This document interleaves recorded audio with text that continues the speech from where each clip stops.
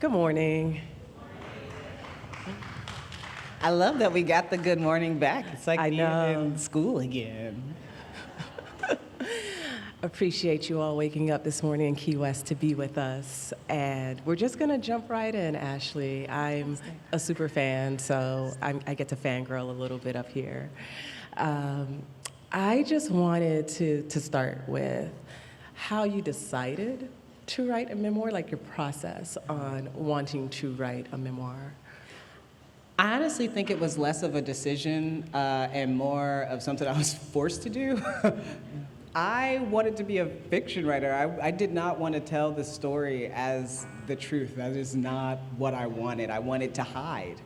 And I just got to a certain point where I realized that was not going to work. Plus, I had a very influential, brilliant writing professor at Ball State named Jill Chrisman, and she ruined my life. She put it in my head. We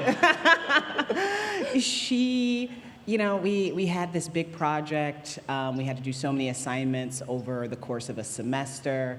At the end of the semester, you get this one-on-one meeting with her where you talk about the trajectory of your work, what you like to do, what she sees in you. And I just went to really plead my case for a C. And at the end of it, she looked at me and she said, "What you've written this semester has been fantastic. And I don't know if you'll ever write this book, but it is a book."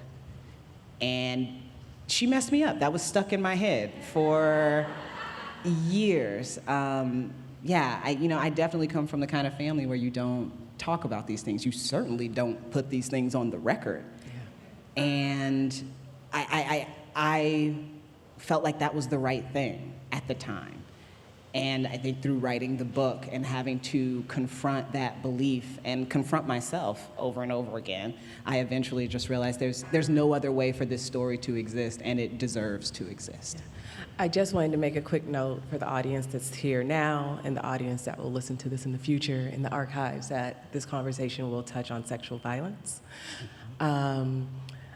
The book opens up with a letter from your dad, who's in prison, and I really, like in reading, seeing how you imagined your dad, right? Because he was incarcerated when you were 1 year old. He was already behind bars. And so can you talk about growing up knowing that your dad is away, not knowing why he's away, but imagining your dad?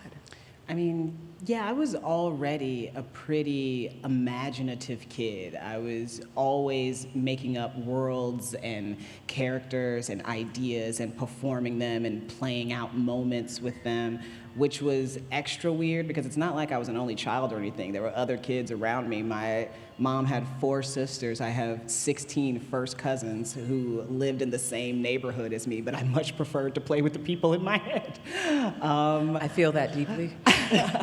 I loved it. I had a lot of imagination, and because no one really talked about my dad ever, but I was getting these beautiful letters from him telling me how much he loved me and how beautiful I was and how I was his favorite person in the whole world.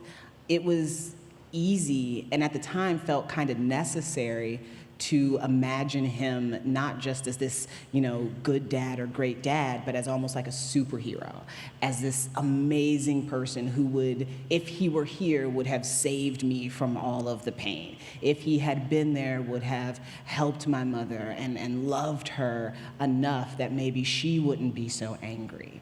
I came up in my head with the parent I needed.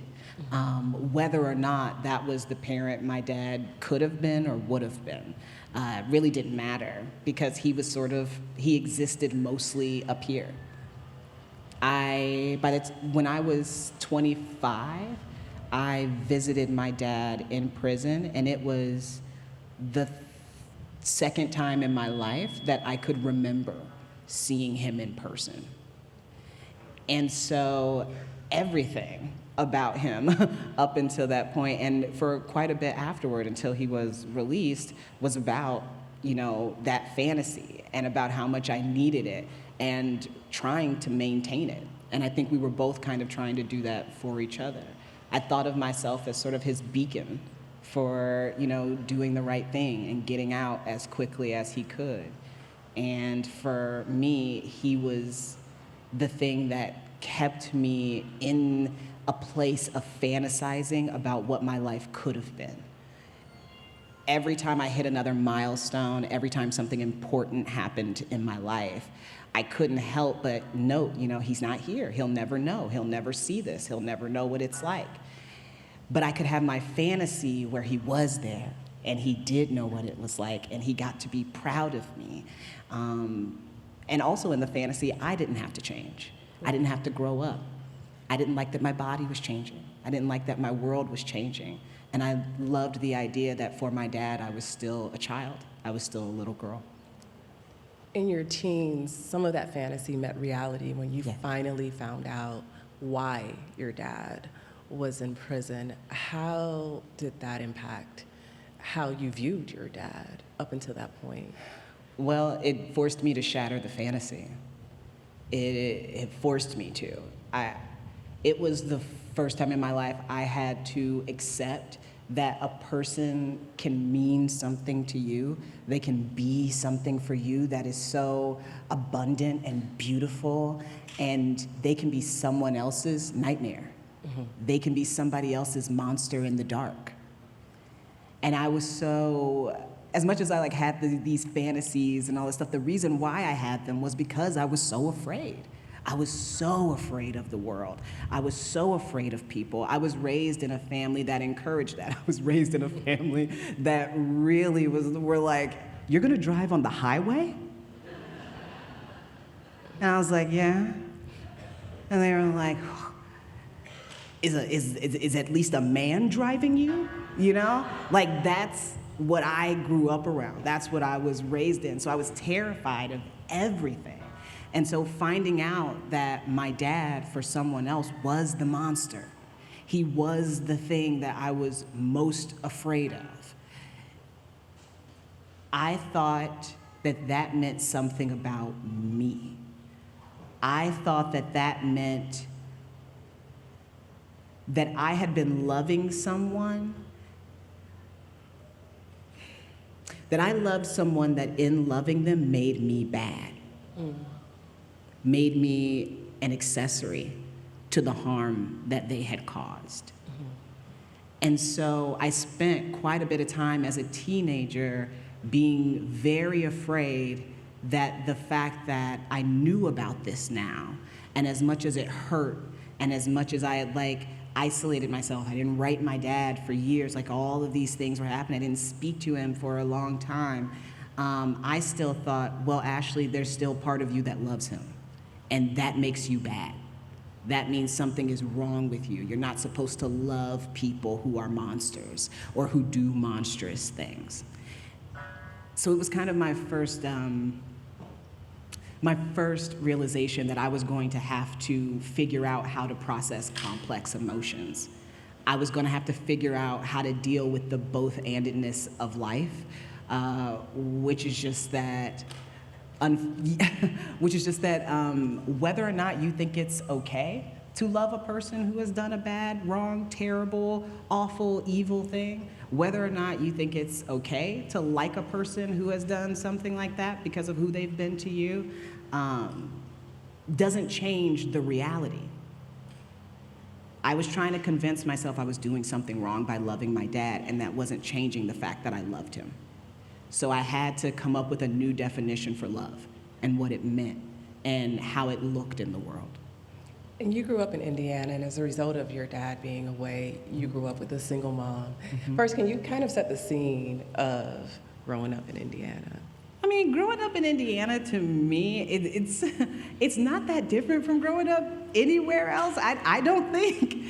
But I also, not only did I grow up in Indiana, which is, obviously it's the Midwest. Indiana is a conservative red state, which, a lot of states are. I also grew up on the southeast side of Fort Wayne, which was very, very black. Very black. I did not become a minority in educational spaces until I went to college, and I didn't know what was going on. I was very confused. There were a lot of things that I, culturally didn't necessarily understand, like, Star Wars, or like new metal music and stuff like that. I didn't know anything about that. I knew yacht rock, but I didn't know the other stuff. And I went there and we figured it out, and I also went to school in Indiana. And that's when I found out that white people could live in places where there were no black people around. I didn't know that that was a thing that could happen. I was very sheltered on my side of town and in my life. And I loved growing up where I grew up. I really, really did. I loved my underfunded, very poorly supported school system. When you have a school system full of black kids, they take the money and run. They don't give it to us. So, it was strange, and we knew things were going on. We knew it was weird that we went to a high school that didn't have windows, We knew it was weird that our basketball team and football team won every year, and people just acted like that was not a big deal, like we cheated or something and stayed every year. I remember those things happening, but they felt outside of us. They felt like adult concerns. They felt like the concerns of our community and not like the concerns of us kids, because we just thought we were kids. We thought we were the most regular teenagers in the world. And that didn't really change until we went out into the world more. But I loved growing up in Indiana. I lived in Brooklyn for 7 years. I moved back to Indiana. People thought it was because I ran out of money. I didn't. I just wanted to be home. I wanted to participate. And I don't have the same feeling about it that some people do. Honestly, I think because of how many people don't leave. Mm-hmm. And they get it in their minds that, like, this is the worst place ever. You can't do anything here. This is keeping me down. That's keeping me down. And they don't understand that these same policies, these same problems exist in communities everywhere. You think it's going to be different in Brooklyn because you watch a lot of movies. Mm-hmm. But it won't be. It's the same and more expensive. It's the same and more expensive. You'll get to Brooklyn, fine. But the thing is, when you get there, do you know who shows up with you? You. You. And you have to be aware of that. And I think that I was thankfully aware of that when I got to Brooklyn. I was able to enjoy my experience. I was able to really take advantage of the city while I was there and love it to the best of my ability. But when it was time to go, it was time to go. And I accepted that that wasn't a marker of my identity. It was just a choice about how I wanted to live my life. In your book, you paint a very complicated portrait of your mom and your relationship with your mom. Can you say more on navigating Black mom and all of the things that, like how she showed up and the layers of how she showed up, both as a protective mom, yes, but also a mom who could visit violence on you, but also as a kind mom, right? Yes. As a human being. People tell me, I read this book and I read about your mom, and for parts of the book I was like, I hate this one, I can't stand this woman. And then there were other parts of the book where I felt so sorry for her and I understood her, and I'm like, yeah, because I wrote a human. I didn't write my hero or my nemesis or, a villain. I wrote my mom. And at some point in my life, she's been all of those things, all of them. But I have to tell you, I turned 36 last weekend. When my mom was my age, she had 4 kids, and the youngest one was 3. She was still a single parent.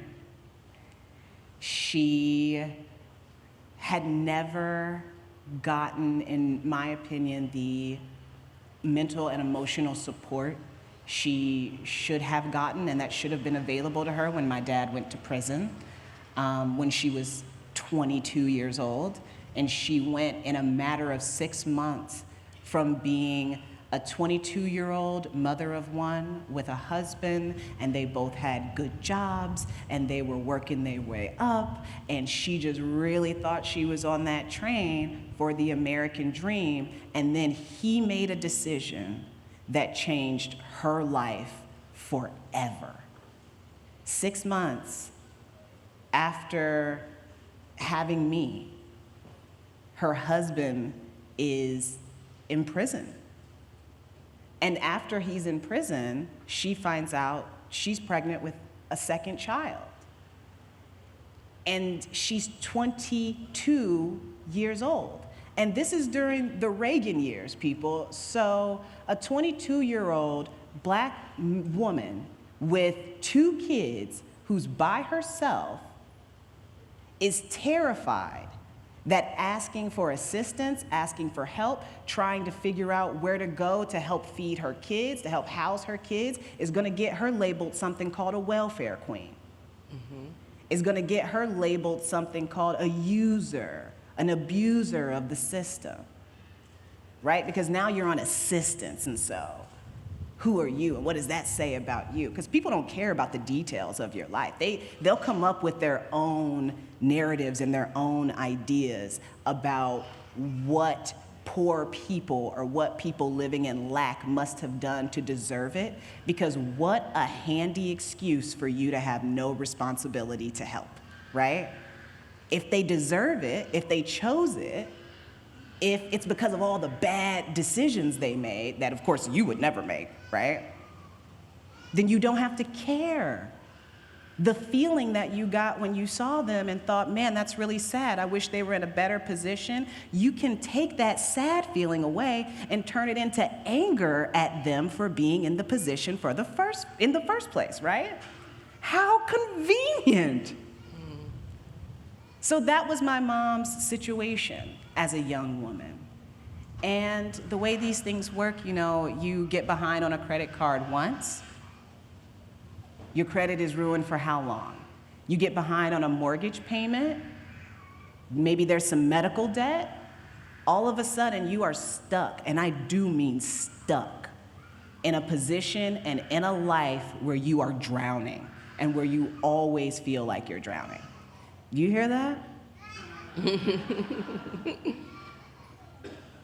That's what mothers are doing all the time, taking care of that, trying to listen, trying to participate, trying to learn, all at the same time. That's what was going on with my mom. So I have a lot of room for my mom. I have a lot of love for my mom. Did I deserve better? Yes, the whole time.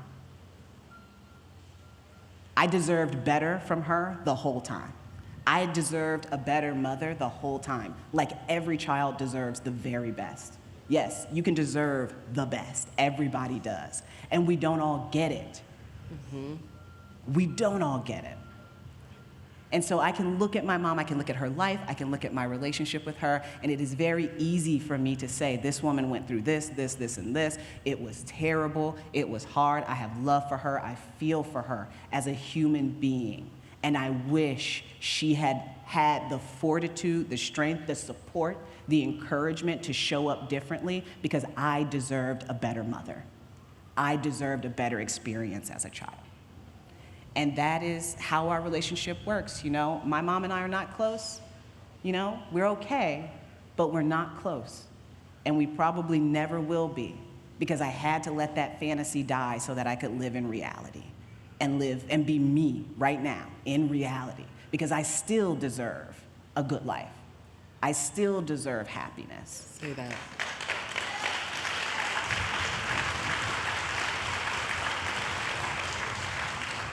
There's so much truth-telling that happens in your book, and I know, especially as Black folks, we are taught and we are told you do not air your dirty laundry, you don't talk about certain things.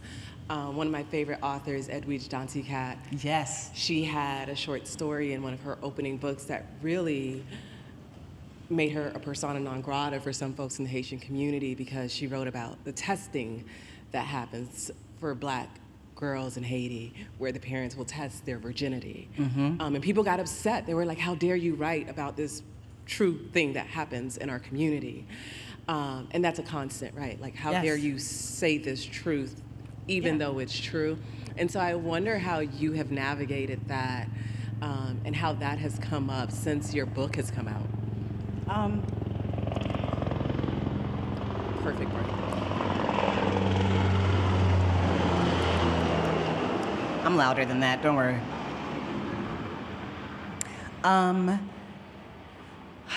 You know, I think for me, the thing that really helped me was recognizing that being loved is not a trade for my silence about about how people have harmed me. Thank you. It's true. I like telling the truth.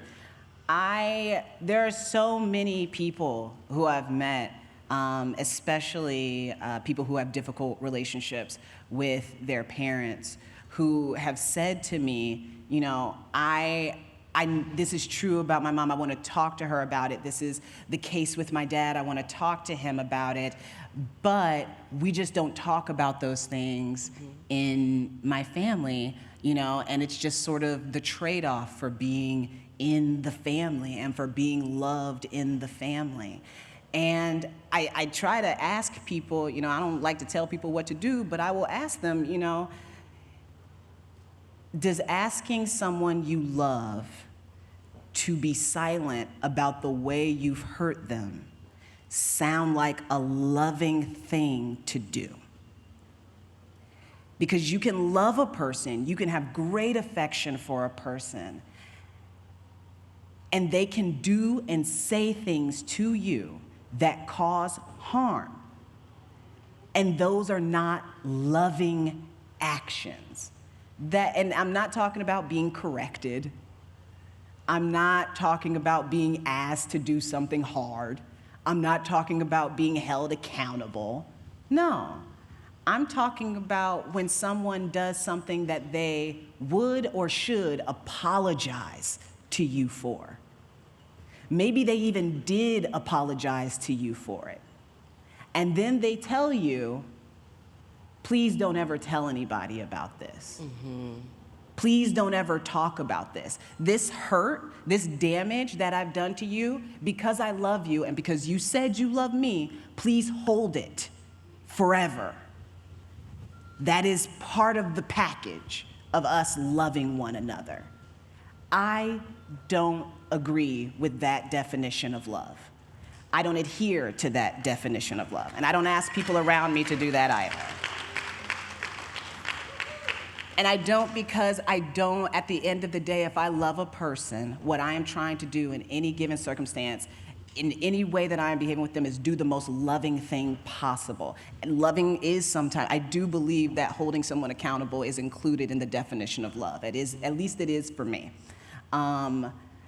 But I don't believe that hurting a person and wanting them to be quiet about it is because you love them or because you need them to prove that they love you with their silence about who you've been to them. I don't think that helps a person. I think if you love them, you want them to be able to express it. You want them to be able to process it. You do not want that damage, that hurt, that harm living in their head and in their body for the rest of their life. You know, if you had to ask them to do that specifically, you wouldn't. If you had to look at a person and tell them, hey, because you love me, please lie to yourself and to everyone else about who I am. And that is part of how you'll prove to me that you love me. Don't do that to anybody ever. And if somebody tries to do it to you, head in the other direction, politely decline, because you deserve better. There's a whole world of good love that feels good, not all the time, but most of the time. And you can go get you some of that instead. That part.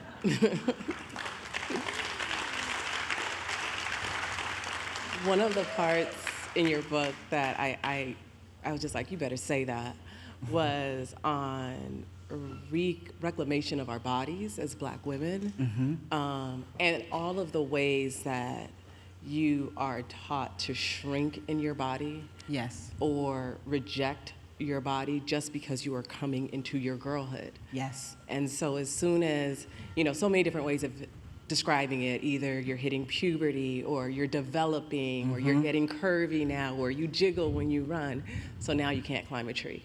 Yep. Now you can't run real fast. Yes. Now you can't ride the bikes with the boys. Yep. And so there's this robbing that happens of your childhood simply because you're a girl whose body is doing what your body is supposed to do. Yes.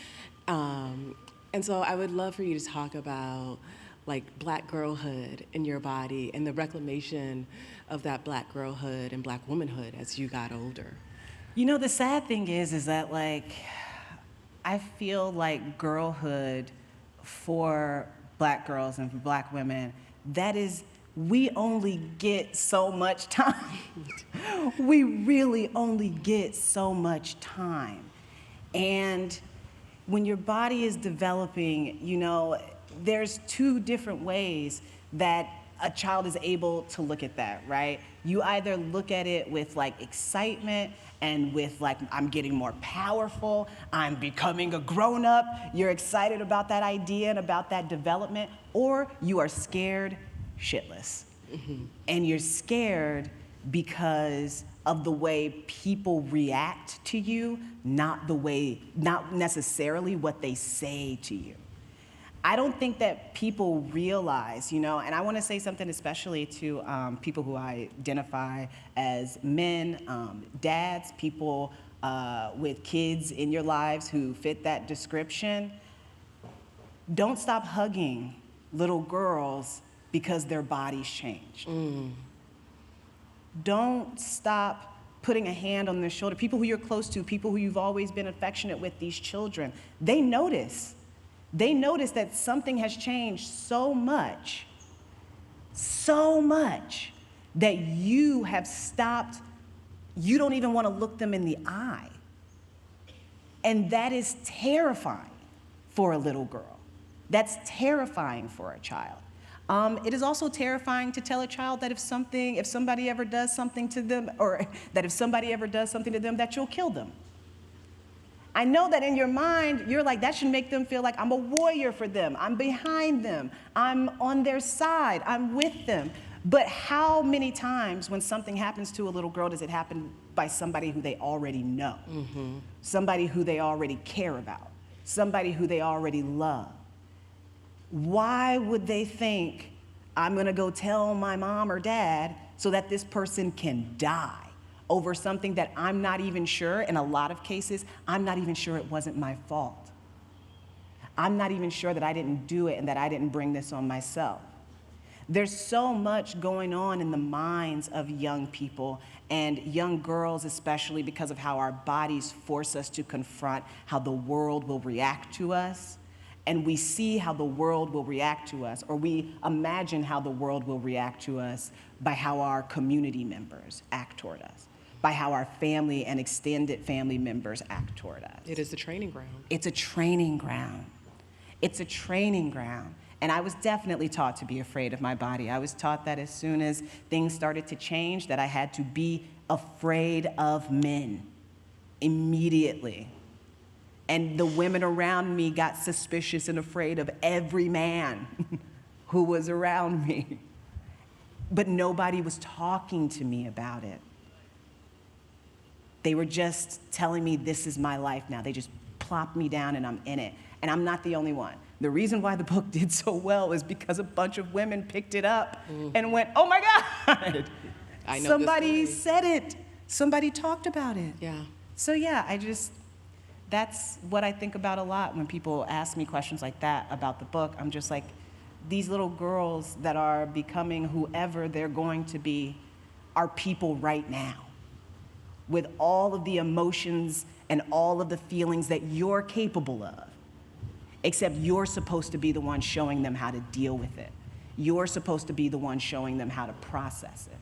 So hopefully more of that will happen in the future because every kid needs it. And before we transition to questions from you all, I just want to know what aftercare looked like for you after writing this book and it's now out in the world. as writers, just putting words to paper takes a lot, right? Yes. Regardless of the topic. Like, that Yes. takes something of you to tell your story. For sure. And then to tell your story and dive into it in the way that you did, Mm-hmm. that really goes into those layers. What has aftercare looked like for you after putting it out in the world? Well, at first it wasn't great. You know, there was we had a family reunion the month after my book came out. I didn't plan it. You know, and I was kind of worried about how that would go. My husband and I drove up to my hometown. We showed up, and I'm in my stance. I'm ready to box. Like, what's going on? What y'all want? And everybody was really kind and loving about it. You know, one of my uncles came up to me, and he just said, you know why I like this book? And I was like, well, why do you like the book? And he said, because it's fair. I like this book because it's fair.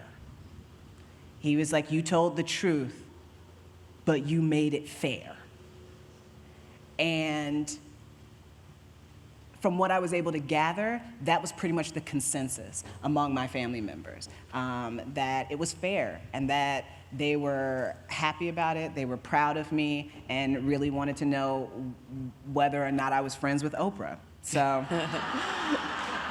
that was how Because that Oprah went. loves your book. We have to be clear. Yes. Oprah loves her book. She does. She's very nice about it.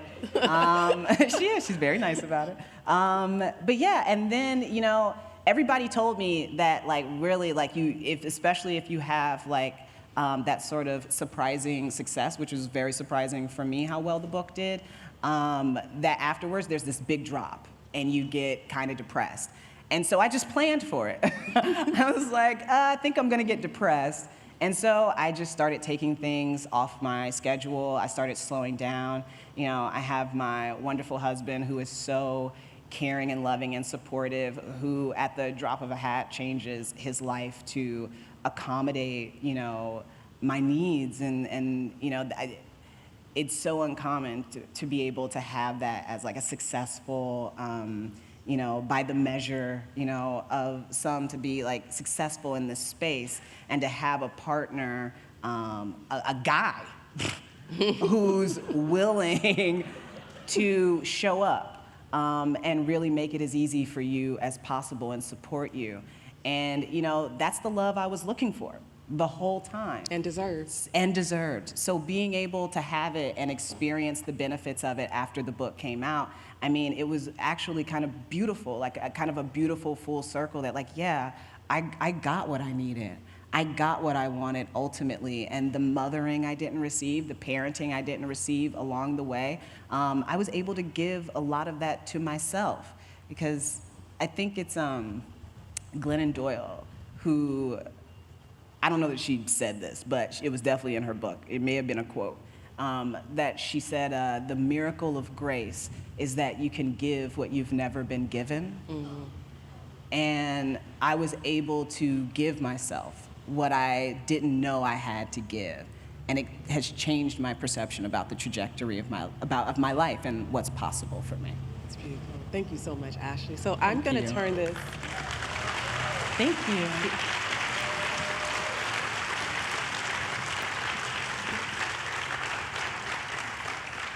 It is now you guys' turn to ask the questions. So if there are any audience questions, the mic is right there in the middle. Don't be shy. I mean, because we'll keep talking, but... I'm not scary. Please raise your hand high if you have a question. We'll come to you.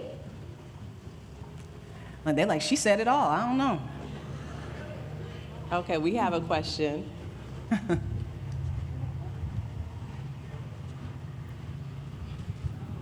You know, in all of these discussions, it sounds like black mothers are problematic, and they are. They can be. They can be, because of the disadvantages that you spoke of earlier. How do we teach ourselves to stop making excuses for our mothers? How do we make those excuses and say, well, it was not her fault? Some of it is. I think by having compassion for her and yourself at the same time. I think sometimes we think that if we're having compassion for another person, that means like sacrificing like it for ourselves or sacrificing it a bit for ourselves. And I don't think that's necessarily true or necessary.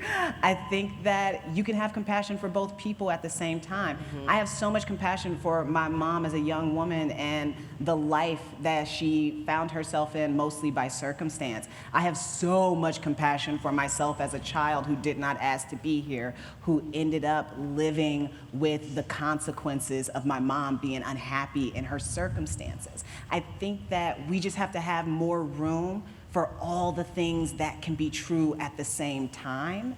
And we have to hold on to our ability to live in reality. We cannot let our parents pull us into delusion because it makes them more comfortable. We have to be able to say, I understand why you feel that way. I understand where you're coming from. I'm a different person. I see it differently. And I love you anyway. Can you love me like this? Can you love me as a person with a different perception from you about how this happened? I think you can. I think you're so strong, you're so amazing, you're brilliant, you're beautiful. You are a person who can love me even though I perceive this situation differently. I know it because I'm a person who can do it, and I came from you. So where did I get it from? Well, I hope my children aren't having these kind of discussions. And if I can add, Thanks, I Lori. think, Ashley, like especially because we're talking about black moms, because we're black women. Yes. And our moms are black. But if we flipped it to the audience, was like, talk to us about your white moms, you know, there are stories to tell. Yeah. Right? Yeah, we know about the almond moms. Yeah, I heard about it. I know about the almond moms. I loved your book, and I especially loved what you wrote about your grandmother, and the way that your mother and her sisters all chose to live right in the same area. Could you speak to that and about what kind of mother was your grandmother? You know what? A better one to me than she was to my mom. And I love my grandmother. I love her, got a big portrait of her painted in my office. She is like she's my bread and butter. She's exquisite. You know, I miss her every day since she passed. But my grandmother had no tact whatsoever, couldn't find it in the daytime with a flashlight. She didn't have it. And my grandma was, I mean, to be perfectly honest, like my grandma was one of those people who, you know, when I talk about driving on the highway and them being like, are you sure you can't get a man to drive? That's my grandma, right? Like she was wonderful and she was beautiful and she was affectionate with me and I was her favorite and I feel like I really needed that and I loved it, you know, but she was, the criticism and everything. When I look back, what I see in my family, even though I loved growing up around all my cousins, I loved growing up in my family that way, was a lot of codependency, a ton of codependency. And you know, there's always, in relationship, the danger of codependency is there constantly. There's gonna be a little, there's, you know, time for it, time out of it. But with my family, it was like, it was consistent, it was constant. Everything was kind of like about maintaining your image for the rest of the family. You know, there wasn't a lot of asking for help between the sisters because, well, I don't want her thinking this about me. Well, I don't want her thinking about, and I'm like, why do y'all live basically next door to each other and try to hide all this stuff and then, you know, have these blow-ups? It was wild, and now I recognize it as codependency. As a child, it didn't feel like that. As a child, I felt like, you know, it was wild to meet a person who was like, didn't know their cousins or had never had sleepovers with their cousins. Like, to me, that was so alien, because my cousins, in the way we were raised, are more like siblings for me. And I loved them all. It was great. Maybe most of them. I love most of them.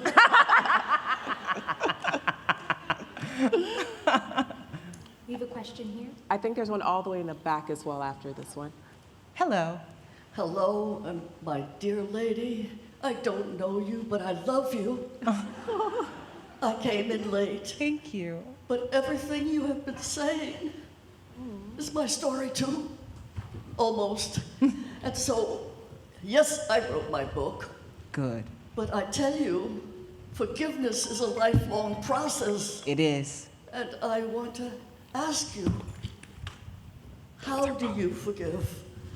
How do you do that? Because I'm still on that journey. And thank you. I thank you so much Thank you. for your words. They are absolutely beautiful and true. That's what I love about you. Thank you for You being told here. the truth. Thank you. Thank you. I love you back. Easy to do. And let me tell you, I have a definition of forgiveness, just like love. I try to think about these words that we act like have common understanding that they really don't. How many times have you told a person I love you and they said I love you back and then you found out y'all didn't mean the same thing? Forgiveness for me, my definition is giving up on the idea that it was ever going to be different. When I talk so much about fantasy and reality and things like that, the reason why I talk about it so much is because the understanding of that has been the biggest blessing to me emotionally. Being able to separate those two things. I have had to give up the fantasy that I'm ever going to be a 14-year-old girl who's close to her mom. I have had to give up the fantasy that I am ever going to be dropped off at college with somebody who leaves me with hugs and kisses and tears and I miss you, and not like a side hug and a frown because they don't know how to deal with their emotions. You know, those things, I've had to mourn the fact that it is never going to be different. And that is the only thing that has allowed me to move on with my life. With my mom, I keep the door open, you know? I have my boundaries, but there's a door, and the door is open. She can walk through that door anytime. We can start to have those hard conversations anytime. We can start fixing it anytime, but I don't expect it, and I no longer am angry about the fact that it didn't already happen. That's all. And I'm not saying it's not easy. I work at it every day, a little bit every day. But at the end of the day, what it does is help me be free. And that's what I want most of all. And I wish the same for you. Thank you. I think we can take that maybe that might be the last question in the back.